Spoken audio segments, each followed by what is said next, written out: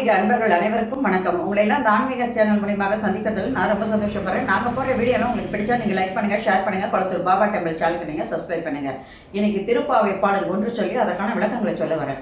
மார்கழி திங்கள் மதி நிறைந்த நன்னாளால் நீராட போதுவினோ நேரிடையே சீர்மல்கும் ஆய்ப்பாடி செல்வ சிறுமீர்காள் கூர்வேல் கொழுந்தொழிலன் நந்தகோபன் குமரன் ஏறார்ந்த கண்ணி யசோதை இளம் சிங்கம் கார்மேனி செங்கன் கதிர்மதியும் போர்முகத்தான் நாராயணனே நமக்கே பறை தருவான் பாரோர் புகழ படிதேலோர் எம்பாவாய். இது பாடல். இப்ப இந்த பாடலுக்கான விளக்கம். திருப்பாவை பாடல் 1. பகவத்கீதையினுடைய சிறப்புக்கு ஒப்பானது ஆண்டாள் அருளிய திருப்பாவை பாடல்கள்.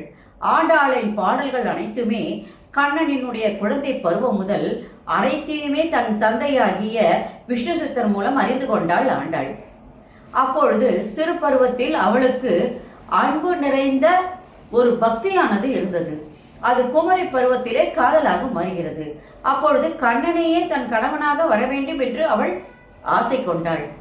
அப்பொழுது அவள் நோன்பு நோக்கின்றாள். அந்த திருப்பாவை பாடல்கள் அதனால் எழுதப்பட்டதுதான்.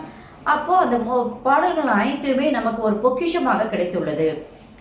இப்போ அவ சொல்கின்ற அந்த பாடல்கள்ல முக்கியமான கருத்து என்னன்னா, அக தூய்மை நீரினால் அமையும், ஆனால் புற தூய்மையானது நாம் பக்தியால தான் அடைய முடியும். அதற்கு ஒரு சில விஷயங்கள் நமக்கு நிச்சயமாக வேணும். ஆணவம், பொறாமை, கோபம், பேராசை, புறங்கூறாமை போன்றவற்றை அறவை நீக்கினால் நிச்சயமாக நாம் கண்ணனை அடைய முடியும் என்பதை அழகாக இந்த பாடலிலே சொல்லுகின்றாள்.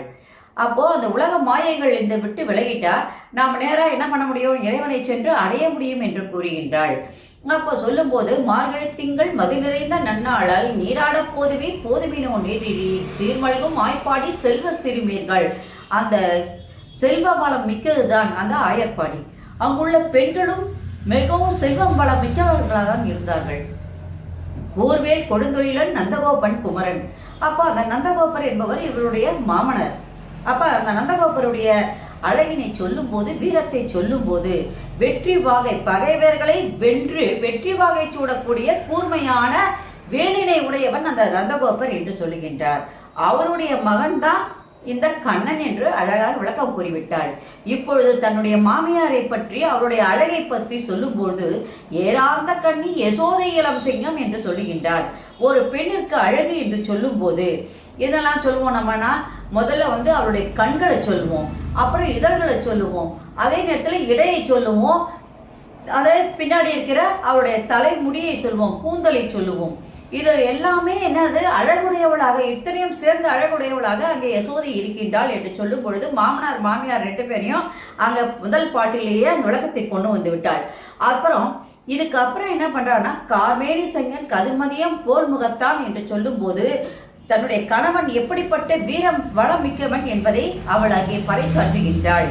அப்படி சொல்லும் போது எப்படி சொன்னா, கண்ணன் எப்படிப்பட்டவன்னா ஏறார்ந்த கண்ணி யசோதையினுடைய இளம் சிங்கத்தை ஒத்தவன் அவன். அது மட்டுமல்ல, அவன் அகிலத்தை வாழ வைக்கக்கூடிய அழகிய கண்களை உடையவன், கதிர்விரிக்கும் முழுமதி போன்ற அழகான பொலிவுமிக்க முகத்தினை உடையவன். அந்த பொலிவான முகத்தினால் தான் இந்த உலகமே ரட்சிக்கப்படுகிறது என்று சொல்லுகின்றாள்.